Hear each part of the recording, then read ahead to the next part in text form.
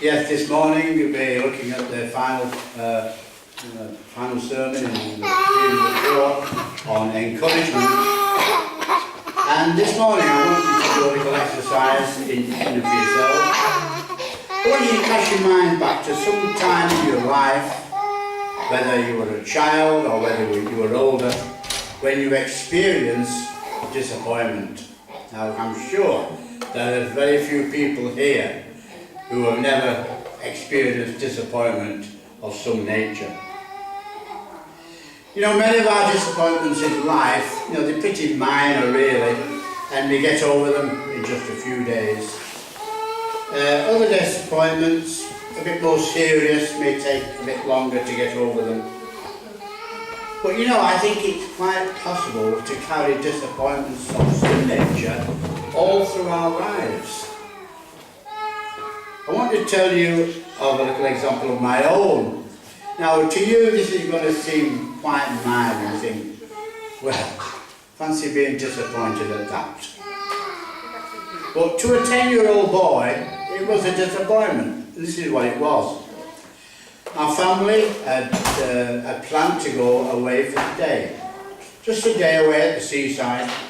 Now, I love going to the seaside. Whenever I get a chance, I will head to the sea. There must be something in my blood that does that, I don't know. And we planned to go to the seaside this day.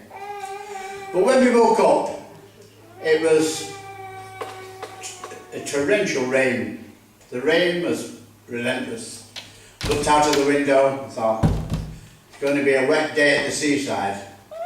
Well, it may have been, but we weren't going to be there because the adults in our family, they decided, no, we're not going to the seaside today. And I built my hopes up on going to the seaside, and I was so disappointed. And I was 10-year-old, which was a pretty long time ago, as you can imagine. And for the next few days, I was unbearable to live with. So my mother told me anyway. I was like a bear with a sore head. All because I had not been able to, go to the seaside for the day. In a real bad mood for 2 or 3 days. And I can still remember that. Isn't it amazing, isn't it? Which was a minor thing really in life's scheme, isn't it? But I can still remember it. This morning, I thought we would take a peep into the life of Moses this morning. We've been looking at 1 or 2 New Testament things in encouragement, but we're going to look at Moses' life. We know that there must have been definitely times in his life when he would have been very disappointed and very discouraged.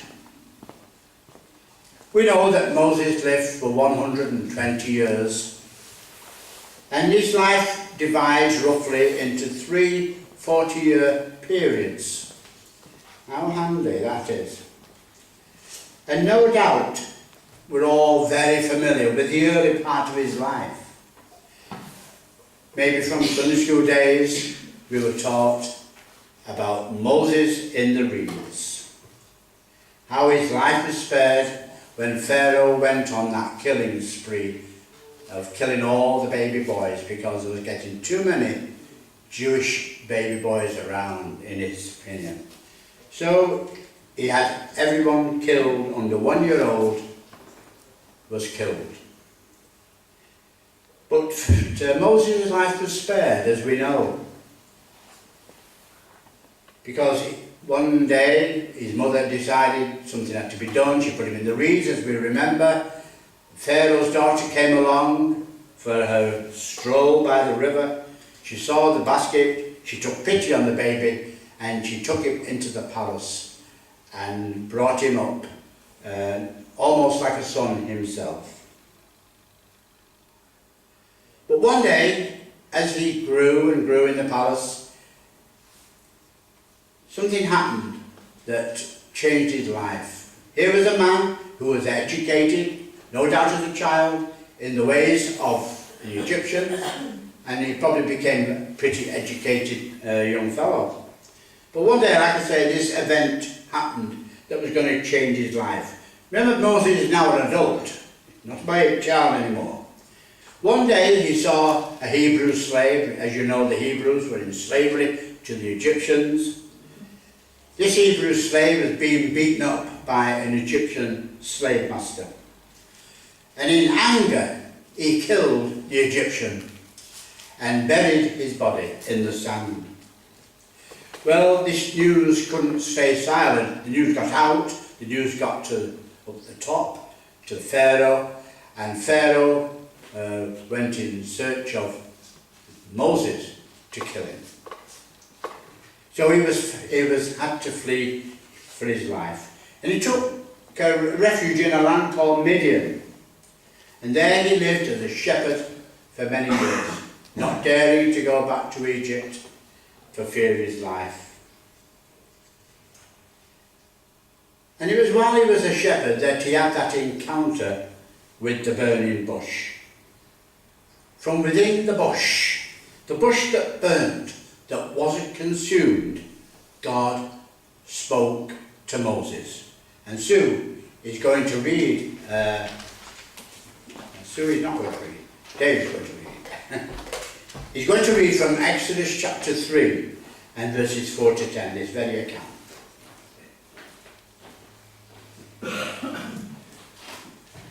Yeah, if you want to follow in the church Bible, it's on page 59.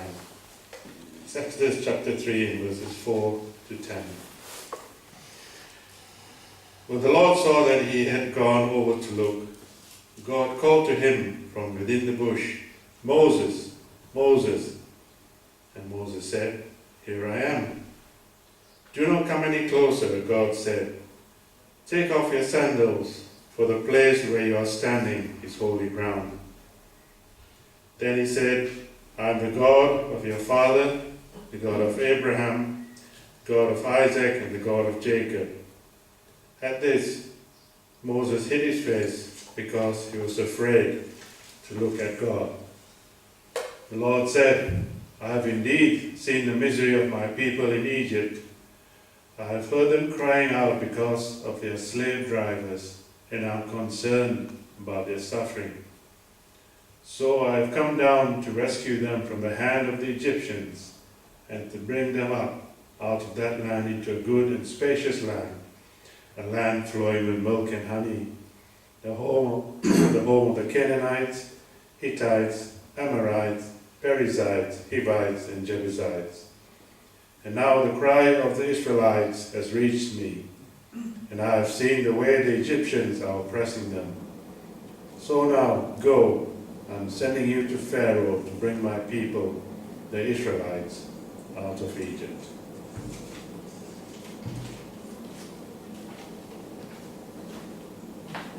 Okay, thanks, Dave.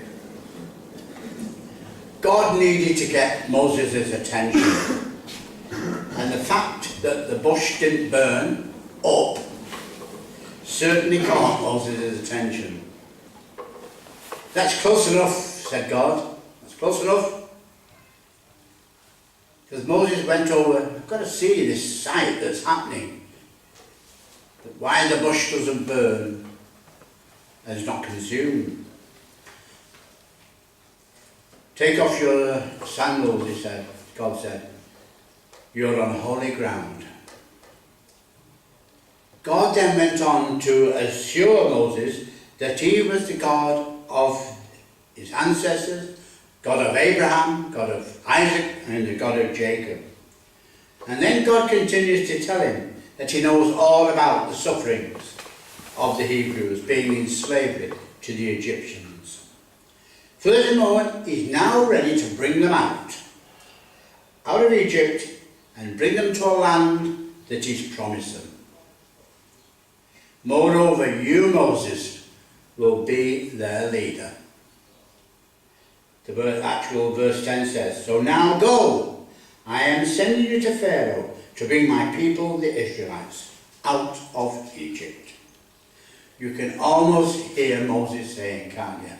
"No, no, not me, Lord, not me." And I wonder whether that's ever happened to you at all. God's given you something to do, and you're not particularly keen to do it. I know it certainly happened to me. And yet, there's something in us that thinks we should do it because God has asked us to do it. But do you really want to do it? If you're really honest with yourselves and ready to admit, because we can come up with all kinds of excuses, can't we, why we don't do something in God's service. But you know, when God calls, God also enables. And Moses certainly had his excuses lined up. And listen to some of them. He says, I'm a nobody. I'm nobody around here. What Moses thought about himself, or what others thought about him, it wasn't really important. You may consider yourself in a way very similar. I'm a nobody really, you know. But, you know, with God, nobody is a nobody. When God comes knocking on your door for a task, be assured, whatever that task he asks you to do, he will enable you. And believe me, he does come with things sometimes which we don't fancy, but he will enable you to do it. Well, there's excuse number one. He's got plenty more ready. I don't know your name, he says. God's answer is, I am. That is my name. I am. Moses had a few more excuses up his sleeve after this. He said, the elders won't believe me. God said, I'm going to give you 3 signs. See that staff that you're holding, that you held over the river? I want you to throw it on the ground. He threw the staff on the ground and it became a snake. Moses jumped back in alarm. That was not what he was expecting. God said, take it by the tail. So he took the riding snake, I guess, by the tail, and it became a staff again. He said, I've got another sign for you, Moses. If the elders won't believe you, I want you to put your hand in your tunic, in your coat, robe, whatever you're dressed. Now pull it out, he said. He pulled it out, and the hand had become leprous. Moses, put your hand back in your tunic. He put it back into his tunic, and the hand was restored. And I've got another sign for you. This is the 3rd sign for you, Moses. I want you to take some water from the Nile, throw it on the ground. Moses took some water from the Nile, threw it onto the ground, and it turned to blood. I guess, you know, these are all things you can read for yourself. If God can turn staffs into snakes and water into blood, if it can cause and cure leprosy just like that, then I'm sure he's capable of doing anything. He's capable of allowing and giving Moses the power and the authority to be able to speak. Because that was Moses' next excuse. I'm not a fluent speaker. Moses also had one last throw at the dice. He must be running out of excuses by now. Somebody else can do it better. How many times have we thought that? No, somebody else can do that far better than I can. But I think if God gives you a job to do, it's you He wants you to do the job, not somebody else. Somebody else can do it better. In the end, Moses said, "Oh Lord, please send somebody else to do it." Now we read that all these excuses made God very angry. So he said, "Okay, I will make Aaron, your brother, a spokesman for you." This was God dealing with Moses early on. We're now going to skip along a few chapters in the book of Exodus. We're going to skip out the Moses' audiences with Pharaoh, how he pleads with him so many times, how God sends plagues on the land to try and convince Pharaoh that God was God. We won't touch on all that. We'll miss out even on the final and the worst plague, the death of the firstborn in the land. We'll pass on the great exodus of the Egyptian slaves, but we'll pick up the events again in chapter 14. By now, the Passover has happened. The Israelites have all left from Egypt. They're on their way.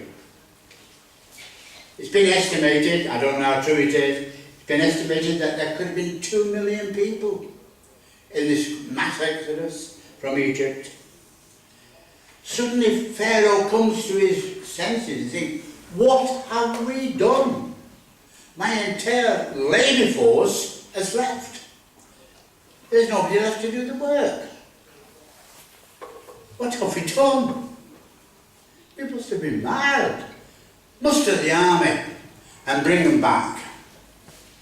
So the Bible tells us that he assembled hundreds of his best chariots and an army of soldiers to go with them. Get after them and bring them back. Now I guess that it takes a long time for a mass of 200 people to pass any one point in time.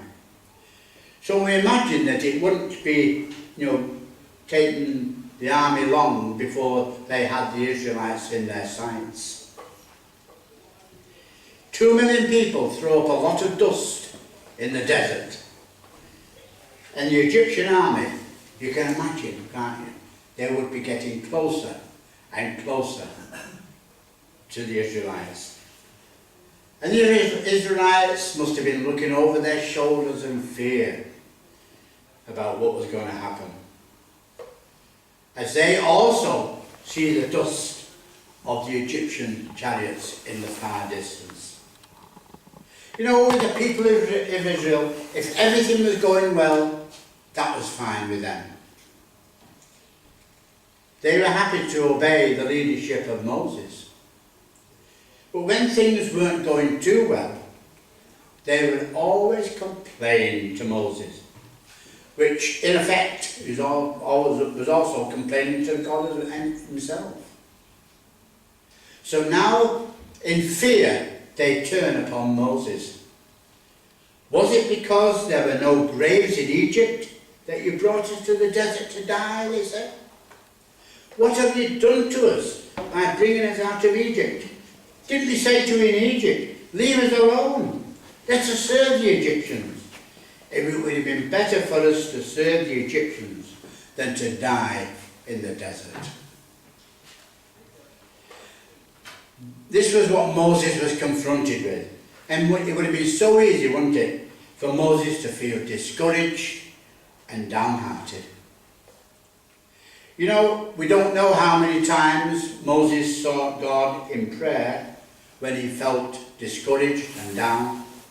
The Bible don't really tell us. We know of a few instances, but there may have been many, many more. How many times God asked for God's guidance? But as we read these verses in Exodus, we can't help but notice that Moses' faith in God remained unshakable. How much disappointment and discomfort, I wonder, does it take to make us unhappy with the Lord's will in our life? How much does it take before you become discouraged and disappointed and downhearted? At such times, do we ever sometimes doubt God's faithfulness and start complaining? When we forget God's promises, we start to imagine the most impossible scenarios. And in their eyes, in the Israelites' eyes, all Moses' faults, that they were in this terrible predicament they were in. Because they'd come to the Red Sea. They had the Red Sea in front of them. They had the pursuing Egyptians behind them. They were in what we would call a tight spot. And you know, unbelief and doubt have a way of erasing from our memory all the demonstrations we've experienced of God's faithfulness in the past. Sometimes, for some reason, we can forget them. How He's helped us in the past. In that moment, we can sometimes forget that. And sometimes maybe we need to look back and think, no, God has helped me in the past and He will help me now.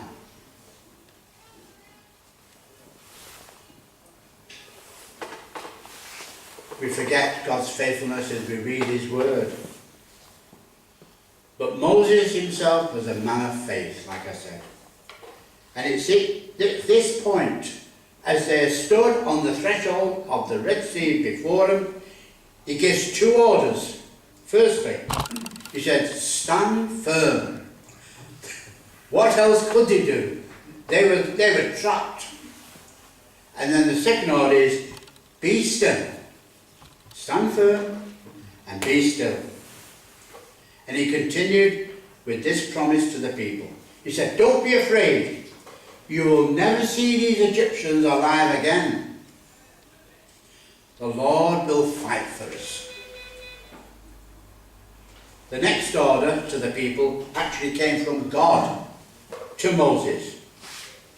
God said, go forward. And forward they went. And we read that God that day caused a supernatural event to take place. The Bible describes it as the strongest wind blew all night long. And it resulted, as we probably remember well, in a dry channel opening up in the sea.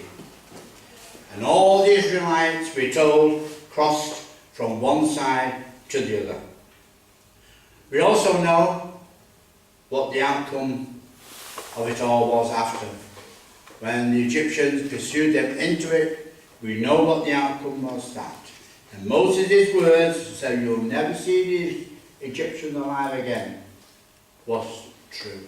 Because not one Egyptian survived. Did this miracle confirm in the Israelite minds that they're able to trust God and His servant Moses? Well, maybe for a while they did. But the next test to their faith wasn't long in coming. And we read this in chapter 15 of Exodus. The Israelites are on their way and they're travelling through a very dry land. You know, I guess a single day in the wilderness without water is not easy to cope with. 2 days without water and the situation is getting critical. But 3 days without water, now that is very serious. And that's where they were, no water. And then they come to water. Wonderful. Thank you, Lord. We've reached water. Thank God. But the place they'd come to was a place called Marah. Their joy at finding the water was short-lived. Because the place was called Marah because the water there was so bitter that it was impossible to drink it. Can you imagine that elation turning into intense disappointment? Who are they going to turn to again? Who else? Moses again. Because Marah, as we've said, it means bitter. And in Exodus 15:24, we read these words. So the people grumbled against Moses, saying, what are we to drink? And Moses, once again, I believe he took the right approach. he cried out to God and then followed the orders that God gave him. The Bible says, then Moses cried out to the Lord, and the Lord showed him a piece of wood. He threw it into the water, and the water became sweet. How amazing that was. Another unexplainable miracle from God. Well, I guess by now you've noticed, I'd be surprised if you haven't, that the Israelites were experts at complaining, and especially to Moses. While God was testing their faith, they were also testing God by their attitude and their words. I wonder, what does it mean to tempt God? What does it mean? Are we able to tempt God? To tempt God is to be deliberately disobedient to his leading and to dare him to do anything about it. That's one definition of tempting God. On more than one occasion in their wanderings in the wilderness, the people of Israel invited the judgment of God down on them by their obstinate attitudes and their persistent grumbling. You know, we know our Heavenly Father is long-suffering and he's so gracious to us. But there are times when he has to discipline us. And very often we don't like to be disciplined, do we? Especially as adults. But sometimes he has to do it to correct something in our lives. And so we move on in the story. The people of Israel continued on their journey. But now they've been in the desert for about a month or so. Their food supplies are getting low again. And in Exodus chapter 16 we read that once again the whole community grumbled against Moses and Aaron. This time the issue was food. Their minds went back to the food that they'd enjoyed in Egypt. I wonder sometimes, whether their hearts were also back in Egypt as well. I wonder. It's strange how these people almost long to be back. Had they forgotten the bondage? Had they forgotten the beatings? Had they forgotten the slavery? Had they forgotten the misery of their forced labour under the Egyptians? And there are times when we as Christians, we can look back on our lives and sometimes wish we were living the old life again, with all its attractions which we enjoyed before we came to know Jesus.